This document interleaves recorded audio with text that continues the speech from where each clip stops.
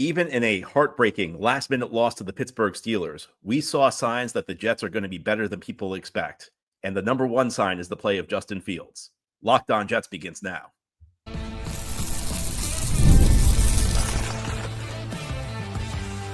You are Locked On Jets, your daily New York Jets podcast. Part of the Locked On Podcast Network, your team every day. Welcome. This is the Locked On Jets podcast, part of the Locked On Podcast Network, your team every day. It is Monday, September 8th, 2025, and I'm your host, John B. from GangGreenNation.com, thanking you so much for making the show your first listen or first watch every day. A big shout out to you everydayers. This is a daily podcast covering the New York Jets with new episodes each day through the week, Monday through Friday, and our episode today is brought to you by Game Time. Download the Game Time app, create an account, and use code LOCKEDONNFL for $20 off your first purchase. Well, it's a bit of a disappointing day around the Jets fan base. The Jets lost a heartbreaker in week one to the Pittsburgh Steelers, 34-32 yesterday at MetLife Stadium. On today's show, we're going to talk about what this game means, because I think that this game can be a learning experience for the New York Jets about executing the little things. I think it can be a learning experience about really focusing in key moments. And I think it can be a learning experience when we talk about some real genuine positives. I won't lie, I was very disappointed after the game yesterday. If you listen to my post-game recap, you could probably sense that disappointment. It was a weird feeling because, as I mentioned on that recap, you don't get many Jets games where you lose because the defense wasted a good offensive performance. You know, we have a lot of games where nobody's good. We have a lot of games where the defense is good and the offense wastes a really good defensive performance. But we don't have a ton of great offensive performances with the Jets, period, much less many great offensive performances where the Jets lose because the defense can't get a stop. And there were a lot of negatives to take away from that game. There's no question about it. But I had a good night's sleep, and I started thinking about it. And if you view that game as just one game, there's a lot to be frustrated over. But if you view it from the perspective that it's the start of a new era. It's game one of the Aaron Glenn regime, and we are trying to build towards something over a long stretch. I'm not going to say the loss is easy to take, but I think you change your perspective. And I think it's easier to focus on what went well and things we need to work on. And the things that went poorly yesterday aren't so much failures as areas the Jets can tighten up. Let's talk about what went well. And I think we can start with the offensive side of the ball. And the headline from this game will be the play of Justin Fields. It was an outstanding performance by the Jets quarterback. He was 16 for 22, 218 yards, a touchdown throwing the ball, added another 12 runs for 48 yards and a pair of touchdowns on the ground. So, the Justin Fields era could not have gotten off to a better start. The only way it could have been better is if the Jets had won. And it's very difficult to nitpick much about Justin Fields' performance. But it's not just the one performance. Is that I think the Jets found a formula on offense that can be repeatable through the course of the season. Now, Justin Fields is not going to complete 75% of his passes over the course of the entire season. He's not going to average 10 yards per attempt. That's not realistic. Why do I say that? Well, Tom Brady didn't average 10 yards per attempt through the course of his career. You're not going to see Fields play with that level of efficiency. But I do think quality play from the offense is repeatable for this team moving forward. And that's a huge development. That's a very important development because the Jets are all about trying to improve as the season goes on. They're all about beating expectations. They're all about surprising people. They're all about being a team nobody wants to play. And I think if you watch that game yesterday, if you're one of the Jets' next 16 opponents on the schedule, this could be an offense that could provide you with difficulties. And it's not only about Justin Fields. The quarterback is essential. But for the Jets, the quarterback cannot be the only component in the offense. There are your quarterbacks who lift your team up, and then there are the quarterbacks who can help you if you lift them up. Justin Fields is in the latter category. And we got great performances from a number of Jets who need to have great performances this year. I praised the offensive line on last night's recap show. I'm going to praise them again. This is a very, very talented Pittsburgh defensive front. And I'm not going to say the offensive line played perfectly. I think there were some, a few protection issues, particularly on the left side of the offensive line. But if you had come to me at noon on Sunday afternoon and said, John, we will offer you this performance that the Jets put out there, I would have signed up for it in a second. The Jets more than held their own. The Jets ran the ball very, very effectively against Steelers defense that's not easy to run against. They ran the ball 182 yards and 3 touchdowns on 39 carries, average 4.7 yards per attempt. That's what the formula has got to be for the Jets. Jets have to be able to run the ball. And Jets can't run the ball unless they run block really well. And it was even more impressive because, as we know, this offensive line got thrown in the blender during the week when Elijah Vera Tucker suffered a triceps injury. Joe Tippmann had to change positions. Josh Myers had to ascend to the starting lineup. And the line looked very good. A line that had not played together in the entire exhibition season. A line that probably had minimal reps during training camp in that configuration. Went out there and played an excellent game. And if they play like that, and we've talked about this heading into the season, that the Jets were going to have to lean on their offensive line. And it was an offensive line we weren't sure the type of production we were going to get because it's a new group and you're depending on 2 young tackles who both have great potential but are both unproven. That's the kind of performance you really wanted to see. You know who else was really good? Breece Hall. I said this last night as well. I think 2022 called and they asked for their Breece Hall back. Breece Hall has not looked that decisive hitting his holes since he was a rookie. This was a really, really encouraging performance from Breece. This was a version of Breece Hall I was not sure still existed. A guy who wasn't just dancing in the backfield. 23, 24, Breece had the ability to hit the home run. But there were lots of yards he was leaving on the field because he wasn't decisive. There were lots of, 5 plays that could have been 3, 4, 5 yards that turned into a loss of 2 just because he was dancing around waiting for the perfect hole to open. This is the Breece Hall we needed. This was, the numbers say 19 carries, 107 yards, a 5.6 average. The numbers are right in this case. Sometimes numbers are deceiving. Numbers were not deceiving in this case. And then the Jets are still going to have to throw the ball. And Garrett Wilson showed up. I mean, Garrett Wilson, if you saw his touchdown catch, I mean, that route was an absolute thing of beauty. I mean, he toasted Darius Slay on that play. I mean, he had lots of separation. Justin Fields delivered a perfect ball.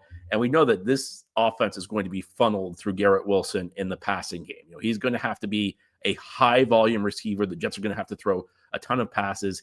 He had 9 targets. So he had 9 of Justin Fields' 21 targets. I mean, the only other Jets receivers who got targets in this game, Tyler Johnson got 2, Josh Reynolds got 3. So if you look at that, there were 14 targets to wide receivers in this game. Garrett Wilson got 9, and he was efficient in those 9 targets. 7 catches, 95 yards, and a touchdown. It's tough to complain about anything that happened on the Jets offense, with one exception, which we'll get to a little bit later in the show. I know some people are not going to like my approach today, focusing on the positive, but it's not just about whether the Jets won or lost the game. That's important. And we're going to talk in a bit about some of the failures the Jets had and some of the things they got to clean up moving forward. But I think back to last year. I woke up this morning and I thought back to last year. And I remember week 2, the Jets played the Tennessee Titans in 2024. And we thought the Jets were going to be a good team. They were coming off an opening day loss to the 49ers. This seemed like a get-right game for the Jets. And the Jets won. The Jets looked shaky. And the Jets showed some alarming signs in that game. And I look back on that game to this day, that week 2 win over the Titans last year. And I said, that was the first sign that this was not going to be the season that we were hoping for. In 2025, the Jets may have lost week 1. I'm not in the prediction business right now about how this season's going to go. But what I will say is there are things the Jets can take forward from this game. There are some really, really encouraging signs on the offensive side of the ball. And if those things continue, and of course, week 1 is always a bit random. You always have these outlier events that never return during the season. So Jets need to continue playing at this level. But a performance like that, the Jets replicate that on offense, they're going to be better than people expect. Now, here on the Locked On Jets podcast, well, we know the Jets did not win this game. And there are reasons the Jets did not win this game. And I think the Jets need to learn how to win. And there are 4 different series of plays that display that. We'll talk about what those plays were and what they mean as we continue here on this Monday edition of Locked On Jets. This episode is brought to you by Prize Picks, the daily fantasy app where making the right call can actually pay off. You and I make decisions every day, but on Prize Picks, being right means cashing in. With football back, Prize Picks is the simplest and fastest way to get in on the action. Just pick more or less on 2 to 6 player projections, and you can turn your takes into real prizes, all in less than 60 seconds. Prize Picks is a fun way to stay locked in for the season. It's quick, easy, and a great way to follow along with more football. You can check projections like Josh Allen for more or less than 270 passing yards, or say Quan Barkley for more or less than 1 rushing touchdown. Download the Prize Picks app today and use code LOCKEDONNFL to get $50 in lineup after you play your first $5 lineup. That's code LOCKEDONNFL. It's one word with no space, LOCKEDONNFL for $50 in lineups after your first $5 play. Prize Picks. It's good to be right. Hey, Locked On Jets fans, are you still paying full price for gas? Stop leaving money behind. Get real cash back every time you fill up with the free Upside app. Simply download the free Upside app in the App Store or Google Play right now and start earning cash at the pump today. Use my limited time promo code TOUCHDOWN and get an extra 25 cents back per gallon on your first fill up. You could make up to $300 a year just from buying the gas you already needed. At first, I thought it was too good to be true, but it's totally legit. Real people are getting paid just to make their daily commutes, and you can too. Plus, you can cash out anytime to your bank account, PayPal, or an e-gift card for Amazon and other brands. Don't let this offer drive on by. Download the free Upside app today using my limited time promo code TOUCHDOWN for a limited time 25 cent per gallon bonus. That's promo code TOUCHDOWN. Offers vary by user and location. Go to upside.com for terms and conditions. Thank you so much for making Locked On Jets your first listen or first watch every day. And a big shout out to you everydayers. This is a daily podcast covering the New York Jets with new episodes each day through the week, Monday through Friday. Well, Jets fans, I know a lot of you are disappointed today. It was a heartbreaking defeat in week 1 for the New York Jets. They fell 34-32 to the Pittsburgh Steelers. A game it felt like could have gone either way, and the Jets were just not able to come out with the victory. And I woke up this morning and I started thinking about what winning football entails. And there are lots of different elements to it. One of the things everybody who was around the Jets last year would tell you was it did not feel like a team. The Jets brought in a collection of big name players with big egos. And there was a constant refrain that these guys were not fighting for each other. That's a part of winning football. Let me tell you a moment that really encouraged me in this game. And a lot of people are going to disagree with me because it resulted in a 15-yard penalty on the Jets, which essentially ended their long shot hopes of getting a field goal before the half. But right before halftime, Justin Fields kind of drifted to his left. It was kind of a little bit of a broken play. He took a borderline late hit. And John Simpson ran over. It took a 15-yard penalty. He nailed the Steeler who hit Justin Fields. I think it was Jalen Ramsey. And that to me was a really encouraging moment. Even though it cost the Jets in the moment, I like to see that. I like to see these guys are fighting together because you know what? A 15-yard penalty is one thing. A team that's fighting together, that will last the whole season. And that will result in far greater rewards for the Jets than 15 yards. But there are other areas where the Jets did not do the job. There are other aspects of winning football. And I think one key aspect of winning football is delivering in the key moments. Now, a lot of people will focus on the last drive of the game where the Steelers got their field goal. And there was a little bit of like a wild circus catch that kind of like pinballed off multiple Steelers. That was the catch that put them into field goal range. And then the Steelers kicker Boswell hit a 60-yarder. Look, you lose because of a circus catch and a guy hits a 60-yard field goal. You live with it. I always talk about this, how so many games in the NFL are decided by one score, and there's just a lot of randomness to it. And this is a good example of how, because between that catch and a 60-yard field goal, it's tough to get upset about that. I think that there were really 4 key sequences that happened before the Jets where they had an opportunity to take control of the game, and they failed to do it. The first came on Pittsburgh's first drive. The Jets took the ball on the opening drive, had an excellent drive. They ended up with a field goal. They're up 3-0. This is a chance to stake your claim to the game, get a quick 3 and out, get off the field, get your offense the ball back, and have a chance to take a multi-score lead. Jets did not do that. The Jets instead gave up a touchdown. He sequenced Tony Adams, misses a one-on-one tackle on DK Metcalf in the open field. And Adams played it really poorly because at the very least, Adams should have tried to force Metcalf inside where he had help, where Jamie and Sherwood could have helped him clean up the tackle. bad situational football on a key play. Later in that drive, Michael Carter II blows a coverage where it looked to me like Carter had the wrong play call. It looked to me like Carter thought he was in zone coverage and his man just ran free, and it was an easy touchdown. Jets had a chance to take the control of the game early. They didn't do it. Second quarter, Jets take a 9-point lead. It's right before halftime. A stop there, maybe a field goal. Jets are in total control. Then what happens? Well, you get another coverage bust from Carter, who does not drop at the proper zone depth. On a key third down play, Carter and Adams fail to handle a little rub route, a pretty basic rub route. They don't handle it well. Carter gets pushed too far forward, makes it a tough angle for Adams. Adams isn't able to make a tackle before the sticks. Brandon Stevens gets beat deep. Steelers score a touchdown. We go into the locker room. It's a 2-point game. It was a 9-point game. Third quarter. This may have been the biggest sequence. Jets are rolling. They're up 9. Offense is looking good. Steelers' first 2 drives of the second half. Only 1 first down, and it was off a Jets penalty. So it feels like Jets are taking control of the game. They just scored to go up 9. Pass rush is heating up, and the Jets get a stop on first down. And Quincy Williams has a late hit. And instead of a 2nd and 12, where the Jets have all the momentum, where the Steelers' offense is struggling to do anything, Steelers get new life. Brandon Stevens blows a coverage. Steelers end up with a touchdown, which leads to Xavier Gipson fumble and another Pittsburgh touchdown. The Jets it really felt to me like the Steelers were on the ropes in that situation. Jets did not execute the plays. And then one of the few faults I'll have for the Jets on offense in this game. They get the ball with around 5 minutes left. They are up a point. And the Jets had an excellent game running the ball. Of course, a key part of being a great run team is just running the ball effectively. But another key part of being a great run team is that when you get the ball with a 1-score lead, 5 minutes to go in the fourth quarter, you got to grind it out. You can't let the other team get the ball back. And the Jets did not execute at a high enough level. Now, how do I view this?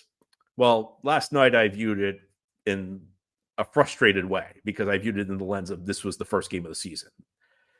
Zooming out a little bit, if we're viewing this as kind of like the first game of the Aaron Glenn era, it's not a surprise the Jets, are still learning how to win.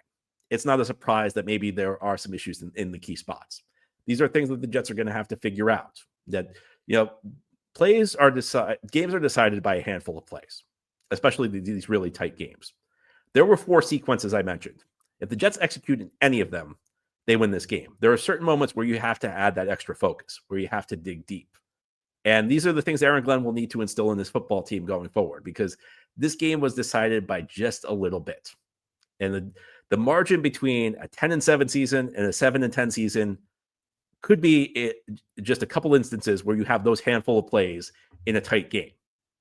So the Jets, were almost there. And in fact, I actually felt like when both teams were executing at a high level in this game, the Jets were the better team, which was not something I was expecting. I felt like when the Jets did their thing, they played really well. On the offense, they were executing nonstop. On defense, they were busting coverages left and right. And we know Aaron Rodgers, in his declined state, Aaron Rodgers, I don't know that he can create all that much at this point. He's not a guy who can really move that well. And you saw that when the Jets pass rush got in his face, he really struggled. I'm not even sure he's a guy who has the arm to throw people open consistently. There were a couple tight window throws. Most of his production came off busted coverages. And look, Aaron Rodgers is still the smartest quarterback in the league. There are quarterbacks you will get away with busted coverages against. Aaron Rodgers is not one of them. And we saw that last year with the Jets. As much as Rodgers struggled, when teams played bad defense against the Jets, Rodgers made them pay always. Jets won't face many quarterbacks like Rodgers who will make them pay for their mistakes. But in key moments, when you have a chance to decide the game, that's the point where you have to find that extra gear, that extra focus. The Jets did not have that yesterday. And I came away from this game feeling like the Jets lost it more than the Steelers won it. It's game 1 for Aaron Glenn. So the question is not whether it happened, because it did. The question is whether we can fix it, because Glenn has time to fix it. This is game 1 of year 1. So I'm not going to judge Glenn on the same standard I would have judged Robert Saleh on a year ago, where he had 4 years to implement this thing, 4 years to get his team focused in the key moments. Glenn's got time, but we hope to see some improvement going forward. And hopefully this game will be a learning lesson for the New York Jets. Now, here on the Locked On Jets podcast, beyond the key moments, there were just some little things. The little things sometimes lose you the tight games. And again, these are things the Jets will need to learn. Let's talk about what they will need to learn as we continue around this Monday edition of Locked On Jets. Today's episode of Locked On Jets is brought to you by Game Time. NFL season is back, and honestly, there's nothing better than being in MetLife Stadium, surrounded by fans cheering on the Jets. But let's be honest, getting tickets can be a hassle. Between queues, login screens, and prices jumping at checkout, it's frustrating. And that's why I use Game Time, the app that gives the advantage back to fans. Game Time is fast, easy, and backed by the Game Time guarantee. You'll always get 100% authentic tickets delivered on time and at the best price. Plus, all fees are included, so the price you see is the price you pay. I've used Game Time myself on many occasions, not just for the Jets. I've used it for U.S. Open tennis a couple of years ago. I used it for college football. I've used it for a couple Broadway shows. I just love it. I think it's great. I've gotten great deals on the last minute. Again, I love that you get the price in advance, no hidden fees, no surprises when you check out. And I like the view from your seat. They show you a picture of what your seat's going to look like. So no obstructed views that you weren't expecting when you arrive at your venue. Download the Game Time app today, create an account, and use code LOCKEDONNFL for $20 off your first purchase. Terms apply. Again, that's promo code LOCKEDONNFL for $20 off. Swipe, tap, ticket, go. Download Game Time today. This is the Locked On Jets podcast. On this Monday, we are making sense of a Jets Week 1 loss to the Pittsburgh Steelers, a heartbreaking last-minute loss as Pittsburgh defeated the Jets 34-32 yesterday at MetLife Stadium. I talk a lot on this show about the importance of special teams, and I think it's clear that the Jets lost the special teams battle in this game, and the Jets losing the special teams battle in this game was one of the decisive factors in the final outcome. It was one of the decisive factors in the Pittsburgh Steelers winning. And as we talk about things that are learning experiences, I think the Jets can learn a lot from some of the little things. And a lot of the little things showed up on special teams. You know, in Pittsburgh, you got Chris Boswell hitting a 60-yarder, whereas the biggest special teams play for the Jets by far was the Xavier Gipson fumble right after a Pittsburgh touchdown that cut the lead to 2 early in the fourth quarter. It set up another Pittsburgh touchdown that allowed the Steelers to take the lead. And there is really no way around it. The Jets made a horrible roster decision by leaving Xavier Gipson on the team. And I don't know how much they were influenced by training camp this year. We know that based on reports, Pritchett, Jamal Pritchett, the undrafted free agent signing who was competing with Gipson for a return job, probably lost it because, you know, he was too liable to put the ball on the ground. You know, there's too many times where he would muff punts or, you know, fumble the ball after the catch. Well, you know, fumbles have been an issue with Xavier Gipson too. You know, this is not Xavier Gipson's rookie year. He's been around the NFL for 2 years. And I don't know if this new regime really looked back at what Gipson did the last 2 years when they made that decision to keep him around. There was really no justification to keep Gipson on this team. And if you did not want to go with Pritchett, there were other options available. And it wasn't just the fumble that set up the Pittsburgh touchdown. Gipson was awful in all aspects as a returner. In fact, in the first half, Gipson, you know, broke actually a pretty decent return.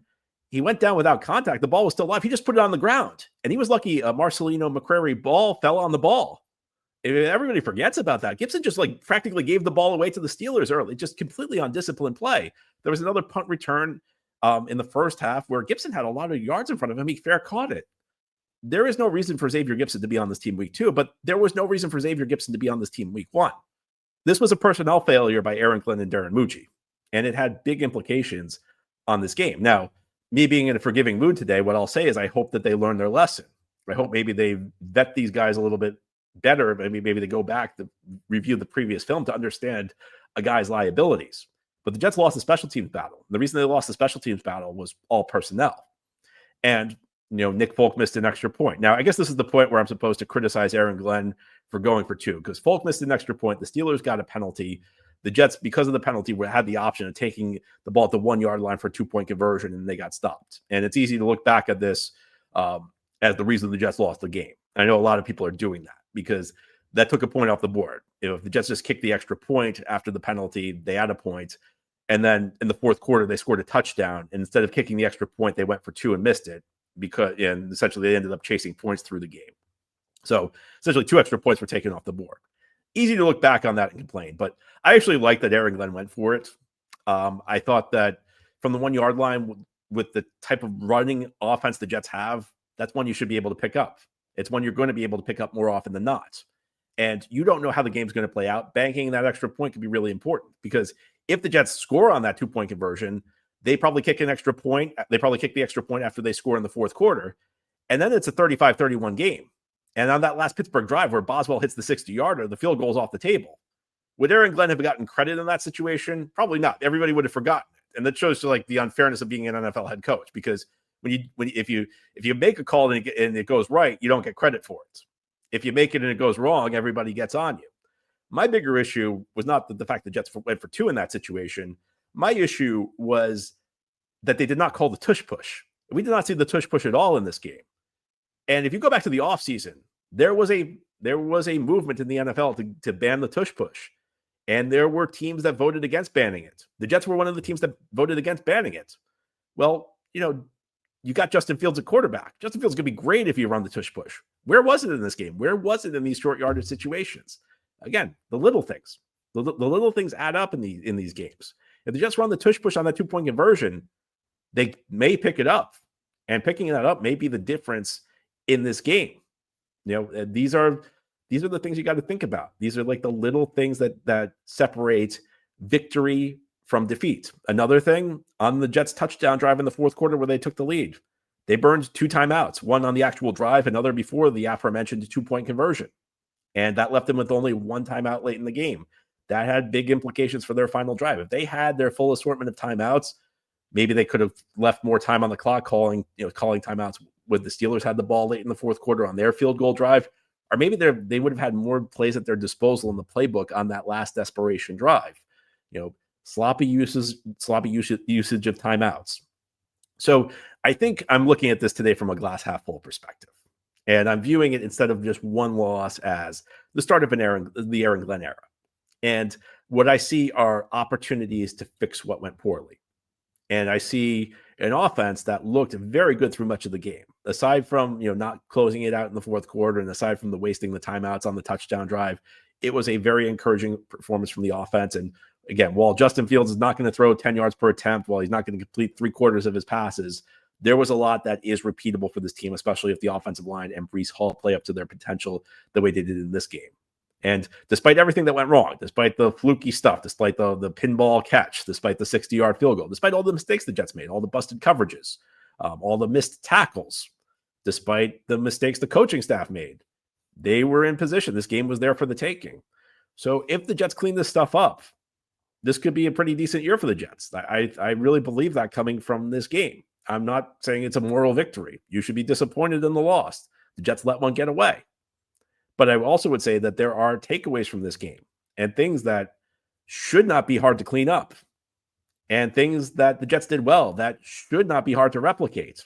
If we fix the bad, if we continue the good, this could be a Jets team that surprises people, because you have to remember the expectations for this team for most people are that they're going to end up with the top 5 pick. I'll say this: Jets may not have won the game, but they did not look like a top 5 drafting team in this one. Anyway, that's all for today's episode. This has been the Locked On Jets podcast, part of the Locked On Podcast Network. Your team every day is our motto. As always, if you enjoyed the show, hit the subscribe button where you're watching or listening so that you'll never miss an episode. If you enjoy the show and are listening on a podcast source, give it a 5-star review. And if you're watching on YouTube and enjoy the show, give this episode a big thumbs up. Helps us out, helps other Jets fans find the podcast. Enjoy your Monday, everybody. I know it's tough after a Jets loss, but you try and think of the positive. And we'll be back tomorrow to talk more Jets.